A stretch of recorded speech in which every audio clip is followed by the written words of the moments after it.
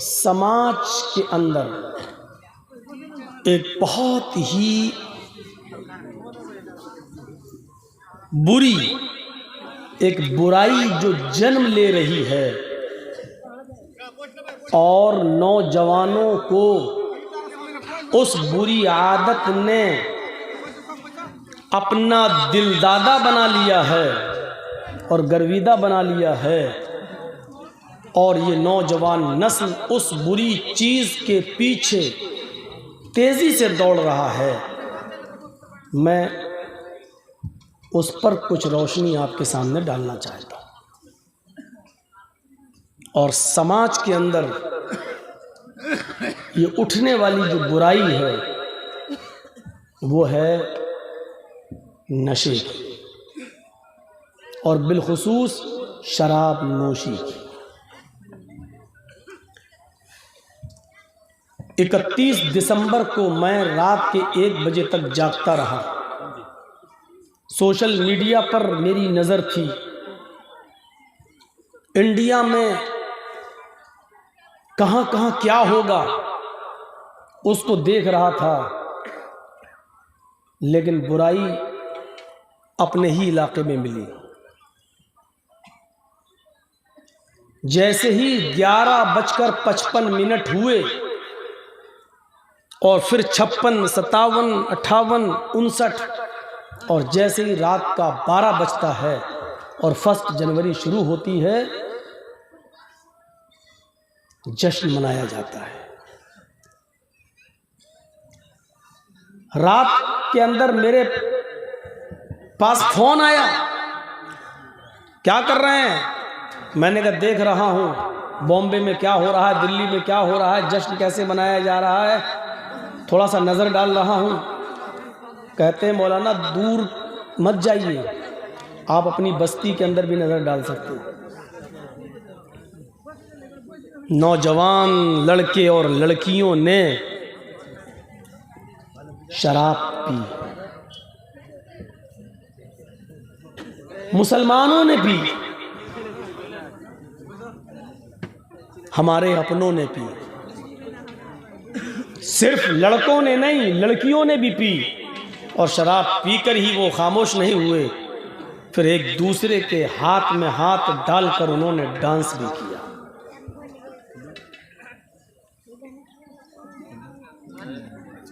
जो कौम ये एहसास अपने दिमाग से निकाल चुकी है कि एनआरसी और सीए की तलवार कभी भी उसकी गर्दन पर रखी जा सकती है, वो इतनी जल्दी कैसे गाफिल हो गई, समझ से परे है। और जब हालात इस स्टेज पर पहुंच जाएं कि नए साल की शुरुआत शराब नोशी से हो और डांस से हो, लड़के और लड़कियों की उरियानियत से हो, तो फिर कौम के सरवुर्दा, कौम के सरपंच और उस समाज के मुअज़्ज़ज़ लोगों के लिए सोचने और समझने का एक सुनहरा मौका है। वो सोचें,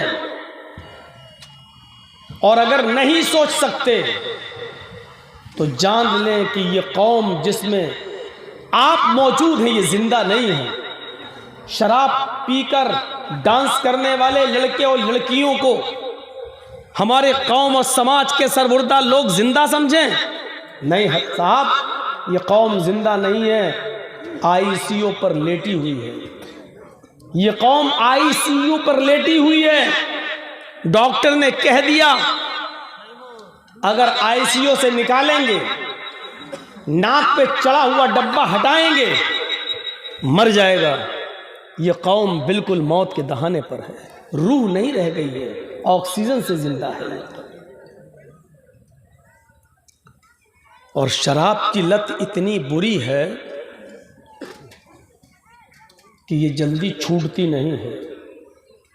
शायद आपको मालूम है, अरब के अंदर मुहम्मदुर रसूलुल्लाह सल्लल्लाहु अलैहि वसल्लम की आमद से पहले आपके नबी बनने से पहले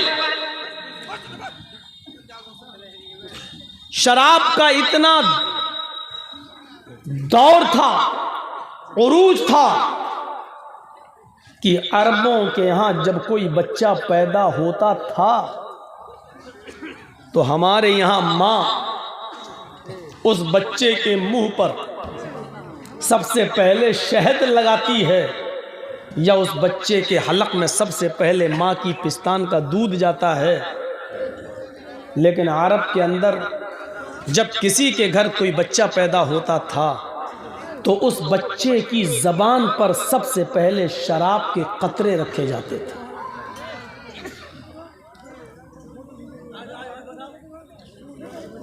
रग रग में, अरबों की रग रग में शराब बसी हुई थी, रची हुई थी। अरे बैठते क्यों नहीं हो आप लोग? सामने से खड़े हैं, दूसरों को डिस्टर्ब कर रहे हैं। बैठिए ना आप वहां पर। यार मैं अपनी तकरीर सुनाऊं या दूसरों की सुनूं?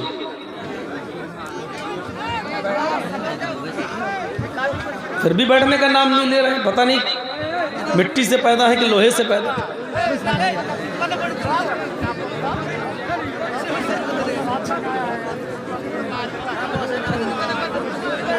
हिंदी में समझा चुका हूं, ये लोग देखेंगे, बगैर देखे उनकी समझ में नहीं आएगा। आप देखने ही नहीं दे रहे हैं।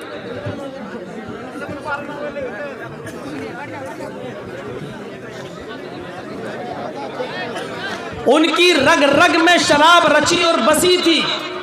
पहला हलक में कतरा उस बच्चे की सबसे पहले जो जाता था वो शराब का कतरा होता था।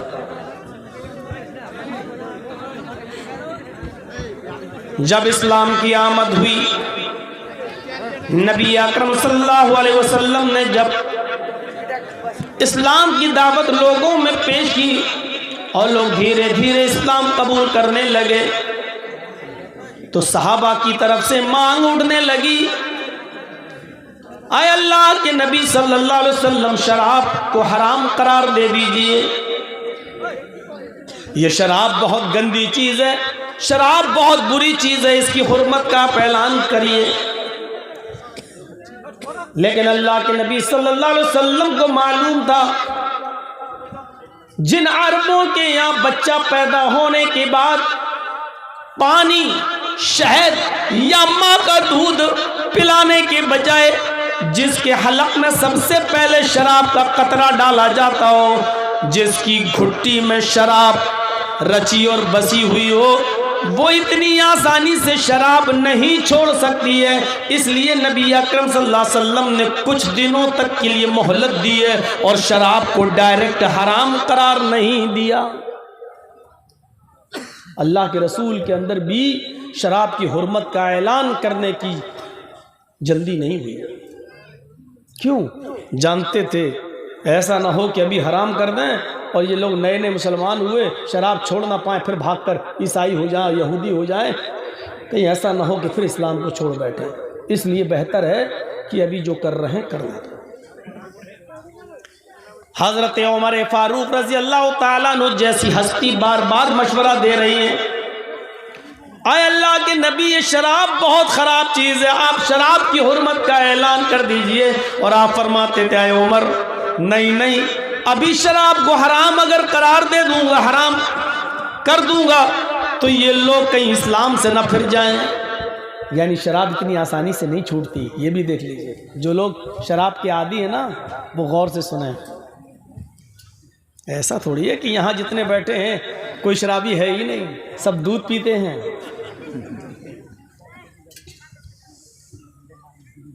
नौजवान नस्ल कितनी तेजी से शराब की तरफ बढ़ चुकी है, इसका अंदाज़ा इस बात से लगाया जा सकता है कि हिंदुस्तान में, इंडिया में जो स्वास्थ्य विभाग है, स्वास्थ्य विभाग, उसकी तरफ से खबर आती है कि हर 5 में से 1 आदमी शराबी है। 10 में से भी 1 नहीं है, 100 में से भी 1 होता तो चलो ये कहा जाता है 1%। 5 में से 1 शराबी। अब आप सोच सकते हैं 100 में 20 शराबी, 20% कोई मामूली मुद्दत होती, मामूली चीज होती? 20%।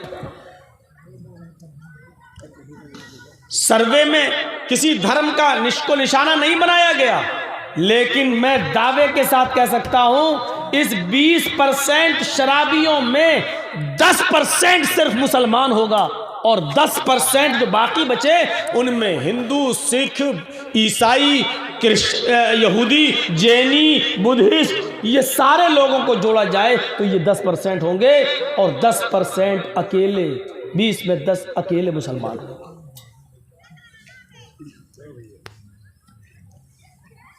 मैं इसको यकीन के साथ नहीं कह सकता हूं, लेकिन मुसलमानों में जो शराब पीने की तादाद बढ़ती जा रही है उससे अंदाज़ा लगाकर मैं ये बात कह रहा हूं।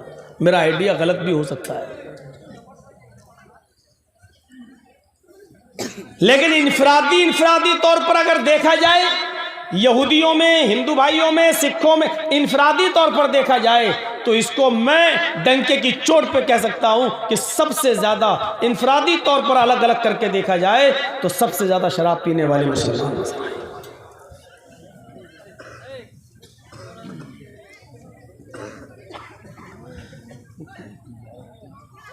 जल्दी जल्दी अल्लाह के नबी सल्लल्लाहु अलैहि वसल्लम ने भी शराब की हुर्मत का ऐलान नहीं किया, मुख्तलिफ मराहिल से गुजरना पड़ा। जब आप मक्के में थे तो सबसे पहले ये आयत नाजिल होती है। नौजवानों, थोड़ा सा इस आयत पर गौर कीजिएगा। इस आयत के अंदर शराब को रिज्क कहा गया है, लेकिन रिज्क हसन नहीं। ये मक्की आयत है। वमिन समरातिन नखीली वल अनाबी तत्तखिज़ून मिन्हु सकरन व रिज़्क़न हसना। ये कुरान में अल्लाह फरमा रहा है। लोगों, फलों में से एक फल खजूर होता है और एक फल का नाम अंगूर है। फलों में से खजूर और अंगूर दो ऐसे फल हैं, तत्तखिज़ून मिन्हु सकरन, इनके रस को निचोड़कर, इनको सड़ा कर तुम इनसे नशा बनाते हो। देखिए, अभी सिर्फ नशा कहा है, ये नहीं कहा कि हराम है। इससे तुम नशा बनाते हो। तत्तखिज़ून मिन्हु सकरन, इससे तुम नशा बनाते हो। व रिज़्क़न हसना, और रिज़्क़ हसन, पाकीज़ा रिज़्क़ भी हासिल करते हो। खजूर को और अंगूर के रस को निचोड़कर, सड़ाकर उसको नशा कर दिया जाए तो इसको कहा गया कि ये सड़ाकर नशा बनाते हो, ये पीते हो तुम, ये तुम्हारे लिए रिज़्क़ तो है, लेकिन रिज़्क़ हसन नहीं है। रिज़्क़ हसन वो है जो तुम इनको बगैर सड़ाए हुए और बगैर नशा बनाए हुए इस्तेमाल करते हो। अंगूर और खजूर ऐसे ही खाते हो, ये रिज़्क़ हसन है। लेकिन जब इसको सड़ाकर और इसको बदबूदार बनाकर, इसके रस को निचोड़कर जब तुम इससे नशा बनाते हो तो ये रिज़्क़ तो है, लेकिन रिज़्क़ हसन नहीं है। दिलों के अंदर शराब की नफरत डालने के लिए सबसे पहले अल्लाह ताला ने ये आयत नाजिल की, ताकि लोगों को ये पता चल जाए कि हम जिसको निचोड़कर, सड़ाकर नशा बनाते हैं, ये कोई अच्छी चीज़ नहीं है। अच्छी चीज़ वही है जिसको हम, अंगूर ताज़ा है खा लिए, खजूर ताज़ा है खा लिया, ये अच्छी चीज़ है। सड़ा कर, रस निचोड़ कर जो बनाते हैं वो अच्छी चीज़ नहीं है। लेकिन हराम अभी नहीं हुई। कुछ लोगों ने छोड़ा, कुछ ने नहीं छोड़ा, कुछ ने कहा ये जब अच्छी चीज़ नहीं है तो हम क्यों पिएं। अल्लाह ताला कह रहा है कि ये अच्छी चीज़ नहीं है। अल्लाह ताला कह रहा है ये रिज़्क़ है, लेकिन रिज़्क़ हसन नहीं है। इसलिए कुछ लोगों के दिलों में नफ़रत हुई, लेकिन पूरी तरह नहीं, या धीरे धीरे छोड़ने की आदत डाल लें। कभी पी लिया, कभी छोड़ दिया, कभी दिल एक आध हफ्ते के बाद हुआ, पी लिया। तो छोड़ दिया, लेकिन अभी हराम नहीं हुई। अल्लाह के नबी सल्लल्लाहु अलैहि वसल्लम को काफिरों ने इतना सताया मक्के के अंदर कि अल्लाह के नबी मक्का छोड़कर मदीना जाने पर, हिजरत करने पर मजबूर हुए। खाने काबा का गिलाफ पकड़कर आपने फरमाया, ऐ काबा, तेरे बाशिंदों ने मुझे रहने नहीं दिया, सता कर मेरा हाल बुरा कर दिया। ऐ काबा, अगर तेरे बाशिंदों ने मुझे मारा ना होता, सताया ना होता, तो मैं तुझे छोड़कर कभी न जाता। हिजरत करने पर अल्लाह के नबी मजबूर हो जाते हैं। हिजरत करके जब मदीना जाते हैं और आपके साथ आपके सहाबा भी, पीछे पीछे बहुत से लोग मदीने आ जाते हैं। बहुत से सहाबा मक्के से हिजरत करके मदीना जाते हैं। ये मदीने के अंदर भी बहुत सी अच्छाइयाँ थी, बहुत सी खूबियाँ थी मदीने वालों में, लेकिन शराब जैसी बुरी आदत, शराब नोशी जैसी बुरी आदत मदीने के लोगों के अंदर भी मौजूद थी। अब ये दोनों लोग, मक्के वाले मिलकर और मदीने वाले मिलकर भी शराब पिया करते थे। शराब मदीने वाले भी आसानी के साथ नहीं छोड़ पाते थे। मक्के वालों ने भी शराब पी, मदीने वालों ने भी शराब पी, लेकिन अब दोनों लोगों ने मिलकर तय किया, अल्लाह के नबी सल्लल्लाहु अलैहि वसल्लम को बताया जाए कि शराब पीने के बाद हमें होश नहीं रहता है, हमारे मुंह से उल्टी सीधी बातें निकलती हैं, क्या किया जाए। फिर भी मशवरा दे रहे हैं अल्लाह के नबी, ये शराब हराम करार क्यों नहीं दे देते हैं। लेकिन अल्लाह के नबी ने यहाँ पर भी किसी की नहीं सुनी, इधर भी आपने किसी की नहीं सुनी। आपने कहा नहीं, अभी शराब की हुर्मत का ऐलान करने का वक्त नहीं आया। अगर अभी ऐलान करते हैं तो ये मदीने वाले जो नए नए इस्लाम लाए हैं, ये भी कहीं ऐसा ना हो कि इस्लाम छोड़कर फिर अपने पुराने बाप दादा के धर्म पर, बाप दादा के मजहब पर लौट जाएं।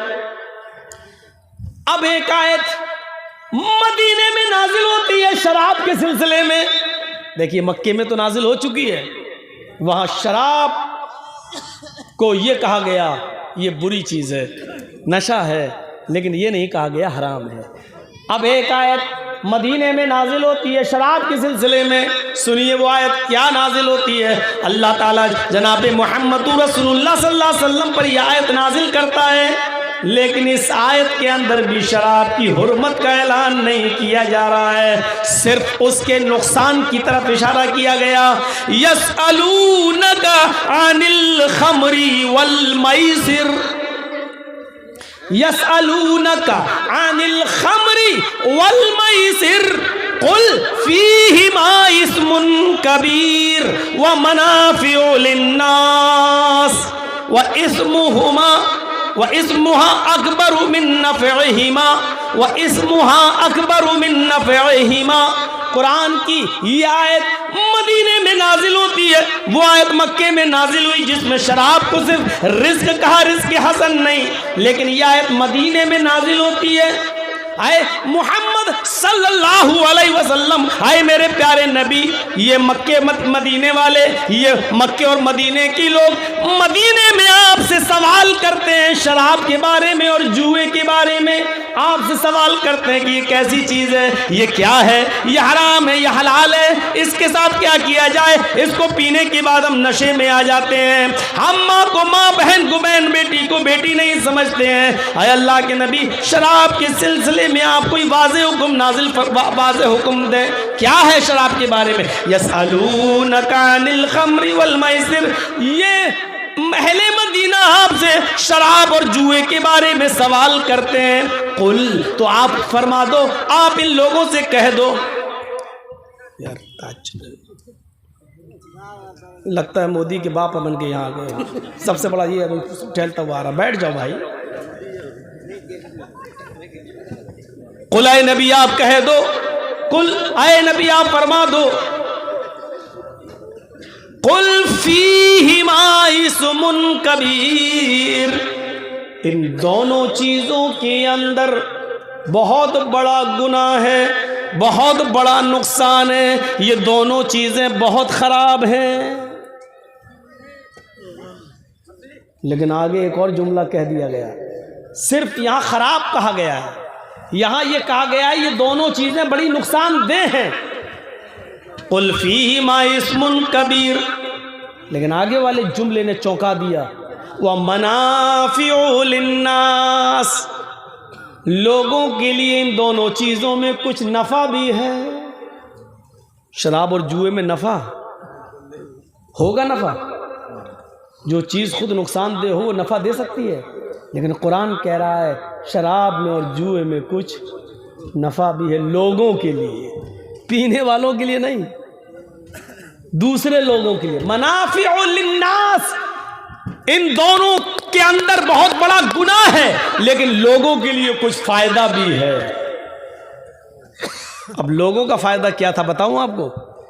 हम शराब उस नजरिए से नहीं पीते हैं जिस नजरिए से अरब के लोग पीते थे, इसलिए वो जिस नजरिए से पीते थे लोगों को नफा होता था। मसलन जर्जीस साहब के पास पैसा बहुत है, लेकिन किसी गरीब की मदद करने में उनकी चमड़ी दुखती, चमड़ी चली जाए लेकिन दमड़ी ना जाए। कोई मेरी खाल खींच ले वो मंजूर है, लेकिन पैसा नहीं। अरब के अंदर लोग उस पैसे को खर्च करने का ये तरीका अपनाते थे कि इसको गरीबों में हम कैसे खर्च करें, तो वो शराब पी लेते थे। वो शराब किसी और मकसद से नहीं पीते थे, बल्कि शराब पीने का मकसद ये था कि हम शराब इतनी पी लें कि जब हम नशे में होंगे तो ये दौलत गरीबों में लुटाने में हमें तकलीफ नहीं होगी। लो लो लो लो सबको। और जुआ भी वो इस मकसद से खेला करते थे, ऐसे किसी को कुछ देंगे तो तकलीफ होगी, लेकिन गरीब लोगों से जुआ खेलूंगा, अगर हार गए सारी दौलत गरीब के पास चली जाएगी तो तकलीफ, तसल्ली, हार ही तो गए। अभी 100 रुपया मदरसे को देने में जान चली जाती, 100 रुपया, लेकिन अभी लॉटरी का टिकट ले लेंगे और नंबर नहीं आया तो तकलीफ नहीं होगी, चलो नहीं लगी, किस्मत थी। ये इंसान की फितरत है। तो कुरान ने वही चीज याद दिलाई, कहा इस्मुन कबीर फीहिमा इस्मुन कबीर, इन दोनों का नुकसान बड़ा है, इन दोनों का गुनाह बड़ा है, लेकिन व मनाफिउ लिन्नास, लेकिन लोगों के लिए कुछ फायदा भी है, कुछ नफा भी है, लेकिन नफा कम है, नुकसान ज्यादा।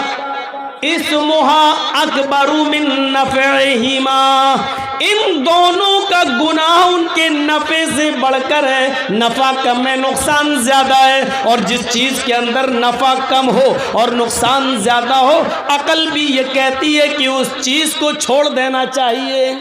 जिस चीज़ के अंदर नफ़ा कम हो और नुकसान ज़्यादा हो तो अकल का तकाजा ये है कि उस चीज़ को आदमी छोड़ दे। कुरान की ये दूसरी आयत नाजिल होती है, लेकिन कुरान की इस आयत में भी शराब को हराम करार नहीं दिया गया, सिर्फ ये बताया गया कि ऐ लोगों, तुम जिस मकसद से शराब पीते हो कि लोगों में हम गरीबों से जुआ खेलेंगे तो हार जाएं, या शराब पीकर गरीबों में हम मदद करें और उनको रुपया लुटा दें, पैसा दे दें, रकम दे दें, जिस मकसद से तुम शराब पीते हो लोगों को नफ़ा पहुंचाने के लिए, तो इस शराब के अंदर नफ़ा कम है, नुकसान ज़्यादा है। लोगों को नफ़ा ज़रूर पहुंचाती है, तुम्हारा शराब का पीना लोगों को नफ़ा ज़रूर देता है, लेकिन तुम्हारी ज़िंदगी को अंदर से खोखला करता है, तुम्हारे फेफड़े खराब करती है शराब, और तुम्हें धीरे धीरे मौत के मुंह तक ले जाती है, जो खुदकुशी के जुमरे में आता है। इसलिए इसका नुकसान इसके नफे से ज्यादा है, इसलिए अकल ये कहती है कि शराब को छोड़ दो, लेकिन हराम अभी भी नहीं कही गई। कुछ लोगों ने छोड़ दी और कुछ पीते रहे, कुछ लोगों ने कम कर दी लेकिन बिल्कुल पीना नहीं छोड़ा। जो रोज़ाना पीते थे वो तो 4 दिन में पीने लगे, जो 2-4 दिन में एक बार पीते थे वो हफ्ते 2 हफ्ते में पीने लगे, जो हफ्ते 2 हफ्ते में शराब एक बार पिया करते थे वो महीने 2 महीने में पीने लगे। कम कर दी, कमी ज़रूर आई, लेकिन बिल्कुल लोगों ने छोड़ा नहीं। अब देखिए क्या होता है। ला रहा हूँ आपको धीरे धीरे हराम की तरफ। मैं ये बताना चाहता हूँ कि शराब की लत जिसको लग जाए जल्दी छूटती नहीं है। और अल्लाह के रसूल भी धीरे धीरे छुड़ा रहे हैं, कुरान भी, अल्लाह ताला भी छोड़ने का धीरे धीरे रास्ता निकाल रहा है। एकदम नहीं कह रहा हराम है, क्यों? एकदम कह देंगे तो ये इससे छूटेगी नहीं। पहले कुछ नफरत पैदा करें शराब की इन लोगों के दिलों के अंदर। ये हिकमत थी अल्लाह के रसूल। अब एक मर्तबा एक अंसारी ने दावत कर दी कुछ सहाबा की। मगरिब के बाद खाने का दौर चला। उन सहाबियों में हजरत अली भी शामिल थे, अब्दुर्रहमान इब्न औफ भी शामिल थे। मेरे नौजवानों गौर से सुनना, आज मेरी तकरीर, आज मेरा खिताब तुमसे है। समाज की सबसे बड़ी जो बुराई शराब नोशी, जो आज हमारे मुआशरे को खोखला कर रही है, हमारे समाज को खोखला कर रही है, आज मैं उसकी तरफ तुमको लेकर आ रहा हूं। क्यों? कितनी खतरनाक चीज है। नीतीश की गवर्नमेंट कितनी पाबंदी लगा दे, लेकिन पाबंदी लगाने के बाद ये और महंगी हुई है और लोगों ने 100-100 रुपए की शराब को 500-500 रुपए में खरीदा है, धंधा खूब चला है। और जब कोई चीज महंगी हो जाती है तो उसकी अहमियत और ज्यादा बढ़ जाती है। मेरे प्यारे साथियों, यही सूरत हाल बिहार के अंदर भी हुई। शराब पर पाबंदी हकीकत में गवर्नमेंट ने लगाई जरूर है, लेकिन पाबंदी की आड़ में जो शराब का बिजनेस चला, जो शराब का कारोबार चला, उसने नौजवानों की नजरों में शराब की अहमियत को और बढ़ा दिया। ये कोई वो हुक्म तो था नहीं जो 1400 साल पहले जनाब मोहम्मद रसूलुल्लाह की जबान से निकला था, और सहाबा ने अपने घड़े फोड़ दिए, मटके फोड़ दिए, ड्रम उलट दिए, बोतलें तोड़ दी थी। ये वो तो था नहीं।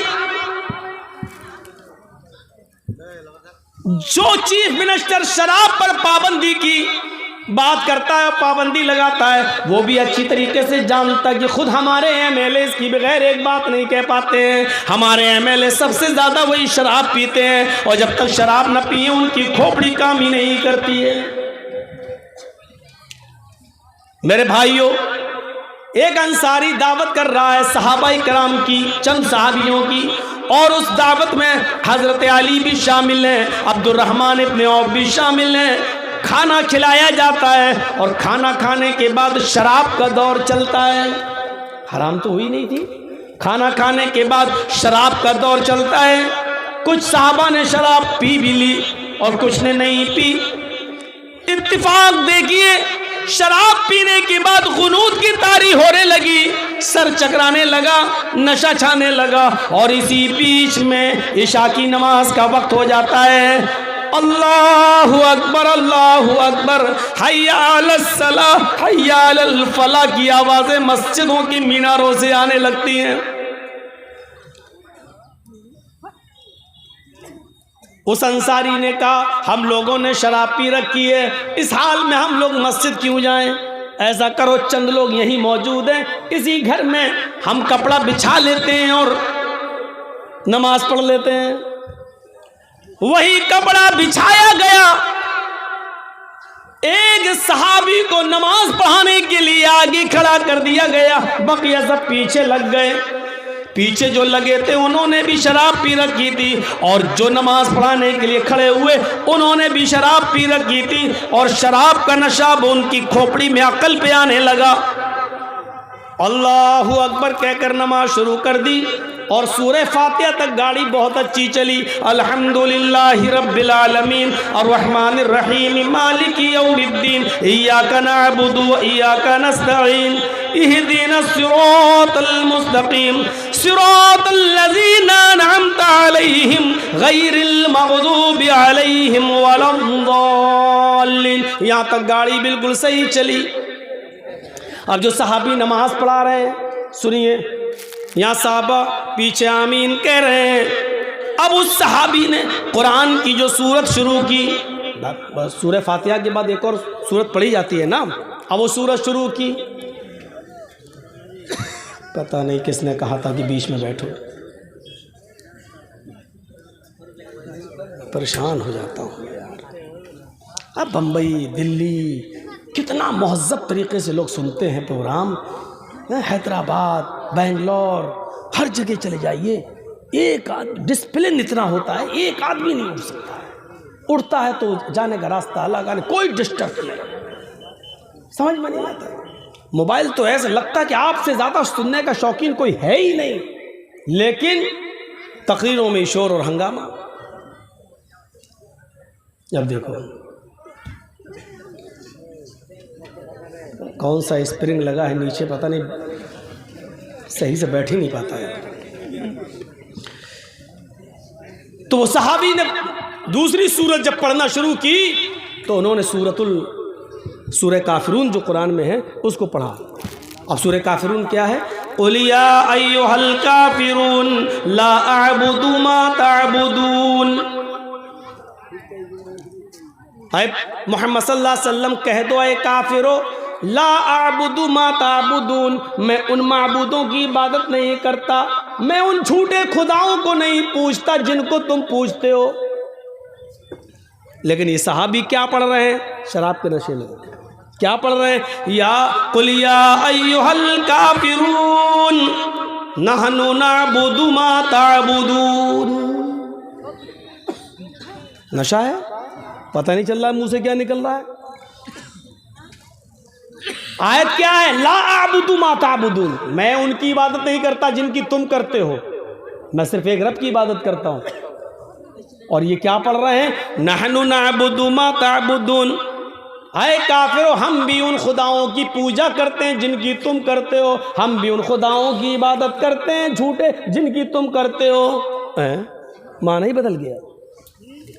इधर नमाज जैसे तैसे ख़त्म होती है, अल्लाह अल्लाह करके जैसे ही नमाज ख़त्म होती है और जैसे ही सलाम फेरते हैं, अस्सलामु अलैकुम वरहमतुल्लाह, अस्सलामु अलैकुम, धीरे धीरे किसी तरीके से बेड़ा पार हो गया। यहाँ नमाज ख़त्म होती है, वहाँ वक्ती तौर पर फाउंडेशन लगा दी जाती है। एक मुतय्यना मुद्दत के लिए शराब से रोक दिया जाता है और वहाँ जिब्रील अमीन मुहम्मदुर रसूलुल्लाह पर कुरान की आयत लेकर नाजिल होते हैं। या अय्युहल्लज़ीना आमनू ला तक़रबुस्सलाह व अंतुम सुकारा हत्ता तअलमू मा तक़ूलून। ऐ ईमानो वालो, ऐ मुसलमानों, तुम उस वक्त तक नमाज के करीब मत जाओ, जब तुम नशे में हो तो नमाज के करीब मत जाओ, और उस वक्त तक तुम नमाज ना पढ़ो जब तक कि तुम्हारे मुंह से जो निकल रहा है उसको तुम समझने न लगो, उसको तुम जानने न लगो कि हम क्या बोल रहे हैं, हमारे मुंह से क्या निकल रहा है। जब तुम उसको समझने और जानने लगो तब पढ़ो नमाज, जब तुम नशे में हो तो नमाज के करीब मत जाओ। किस तरीके से दिमाग का इस्तेमाल किया। अल्लाह ताला ने मुहम्मद रसूलुल्लाह पर यह आयत नाजिल की तो अल्लाह के रसूल ने जब ऐलान किया, दिमाग देखिए कैसा। सहाबा की नज़र में नमाज की जो अहमियत थी वो जानते थे कि नमाज की अहमियत क्या है।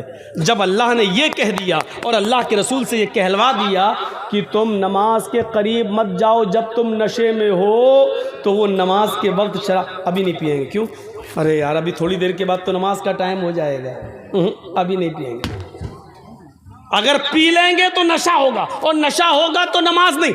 हम शराब के लिए नमाज छोड़ दें? नहीं। देखिए ये है दिमाग पर अटैक, इसको कहते हैं दिमाग का इस्तेमाल। अल्लाह के रसूल ने जब ये कहा तो अब लोगों ने छोड़ना शुरू किया, नहीं। और जब नमाज पढ़ के जाते थे, नहीं अब तो खाने का टाइम हो गया, घर पे पहले अरे शराब पिएंगे पहले खाना खाएंगे। अब जब घर पे जा रहे हैं, खाना खा रहे हैं तो दोपहर में कैलूला, यानी उनकी बहुत हद तक शराब छूट गई। यहाँ भी अल्लाह ताला ने शराब की हुर्मत का ऐलान नहीं किया, लेकिन कुछ देर के लिए रोक दिया। क्या कहा? तुम जब नशे में हो तो शराब मत पियो और उस वक्त तक नमाज मत पढ़ो जब तक कि तुम्हारे मुंह से जो जुमले निकल रहे हैं उसको तुम समझने न लगो। अब तुम पढ़ लो नहानु नाबुदु मा, तुम्हें पता ही नहीं चल रहा कि हम पढ़ क्या रहे हैं, पता ही नहीं चल रहा है। एक रुकू के बजाय दो रुकू हो रहे हैं, दो रुकू के बजाय दो सजदों के बजाय कोई 4 कर रहे हैं, कोई एक ही कर लो, उठ जाओ। 4 रकात वाली नमाज 6 भी पढ़ सकते हो। दिमाग जब नशा चढ़ गया तो कुछ भी कर सकते हो। तो रोक दिया। अगर शराब पीकर नशा आ गया है और नमाज का वक्त हो गया तो तुम नमाज मत पढ़ो, क्योंकि ये गवारा नहीं है इस्लाम को कि तुम नमाज पढ़ने जाओ और कुरान की आयत को बदल दो। नमाज छूट जाए थोड़ी देर के लिए गवारा है, लेकिन नमाज पढ़कर कुरान को बदल दो ये गवारा नहीं है। 80% लोगों की शराब छूट गई, जबकि जानते थे कि अभी हराम नहीं हुई है। पीते भी थे कुछ लोग, और जो पीते थे उनके लिए कोई बुराई, हराम थोड़ी हुई। लेकिन इन 3 आयतों ने 80% लोगों को शराब से दूर कर दिया। अब रह गए 20%। तो 20% लोगों के लिए देखिए शराब किस तरीके से हराम हुई। देखिए, एक महफिल सजी, कोई शादी आदि की महफिल रही होगी या कोई त्योहार रहा होगा, जश्न महफिल है, और उसमें अंसार भी मौजूद है और मुहाजिरीन भी मौजूद है।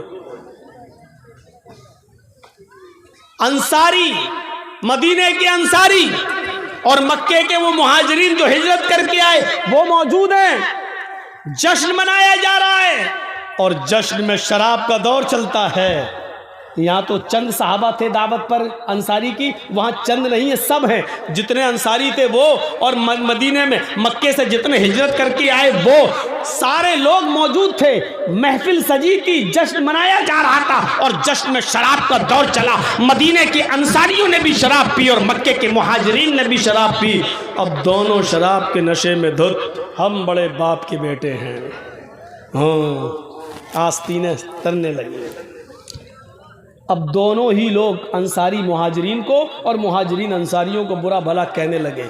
जो मुहाजिर थे मक्के से हिजरत करके आए वो कहने लगे हम तुमसे अफजल हैं, हमारी कौम तुमसे ऊंची है, हम कुरैशी हैं, हम मोहम्मदुर रसूलुल्लाह के खानदान से हैं, हमारे शहर में मक्के में नबी पैदा हुए, हमारा खानदान अल्लाह के रसूल के खानदान से करीब कुर्बत रखता है, हमारी कौम सबसे अफजल है, हम आला हैं, हम बढ़कर हैं, हम तुमसे ऊंचे हैं।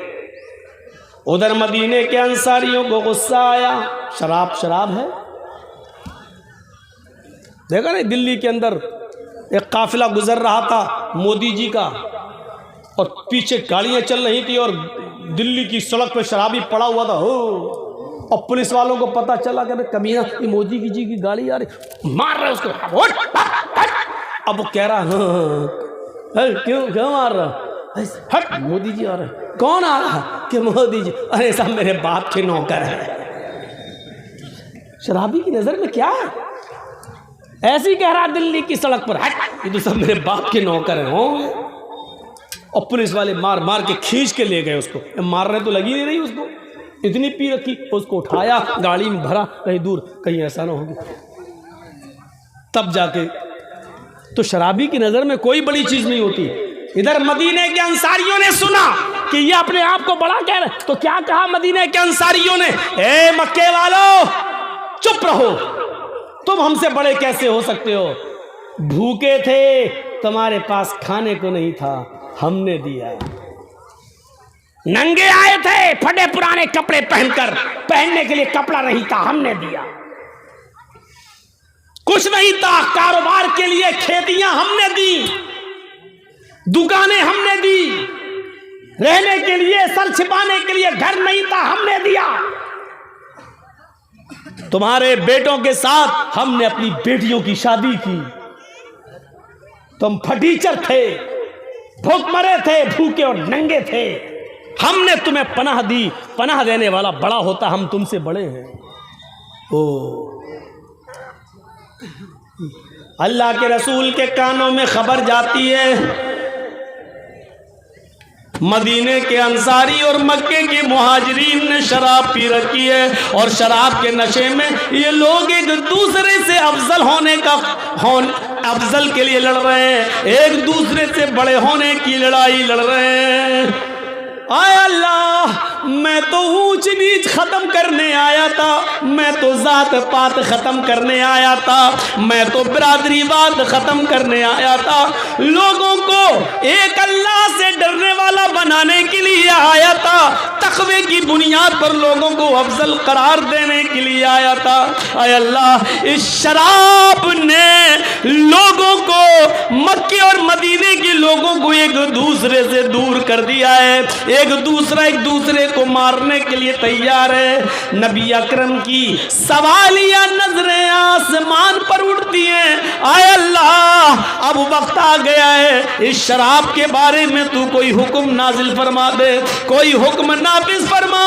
नबी अकरम की सवालिया नजरें अभी आसमान से नीचे नहीं आने पाई थी, उधर जिब्राइल अमीन कुरान की हुर्मत का यह ऐलान लेके आ गए और कयामत की सुबह तक शराब को हमेशा हमेश के लिए हराम करने का नोटिस जारी कर दिया।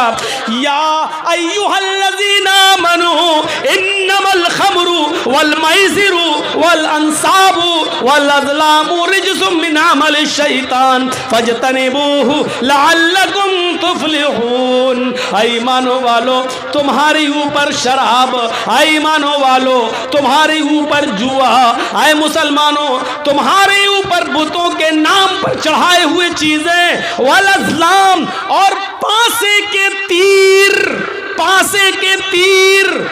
वल अज़लामु रिज्सुम मिन अमल शैतान, ये सारी चीजें शैतान की गंदगी है।